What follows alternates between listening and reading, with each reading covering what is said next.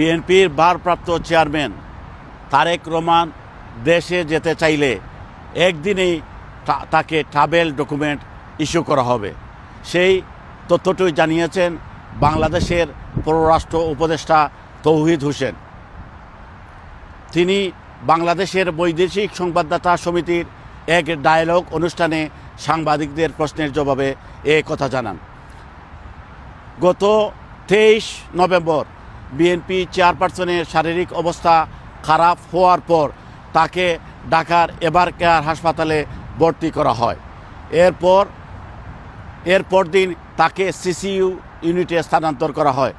এরপর থেকেই কথা উঠছে তারেক রহমান কি মায়ের এই মারাত্মক সংকটকালে দেশে যাবেন।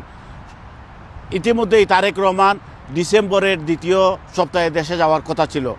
এরপরে গত 29 নভেম্বর ভোর রাতে তারেক রহমান তার ভেরিফাইড ফেসবুক পোস্টে এক পোস্ট দিয়ে বলেন, মাকে দেখার আকাঙ্ক্ষা সকল সন্তানেরই রয়েছে। তিনি কিছুটা রাজনৈতিক বাস্তবতার কারণে এবং এই মুহূর্তে দেশে যেতে পারছেন না।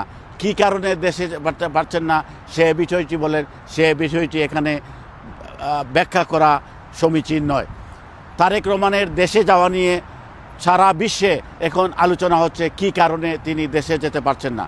গত কয়েকদিন আগে বিবিসি এক অনুসন্ধানী প্রতিবেদনে বলেছে তারেক রহমানের দেশে যাওয়া নিয়ে দুইটি বড় দেশের স্বার্থ জড়িত রয়েছে কিনা সে বিষয়ে তারা সন্দেহ প্রকাশ করছে। আসলেই তারেক রহমান মায়ের এই গভীর সংকটকালে দেশে যাবেন কিনা সেটি তার এখন ব্যক্তিগত বিষয়। দেখা যাক তারেক রহমান আসলেই এখন কি করেন। M A Qayyum, Q news, যুক্তরাজ্য।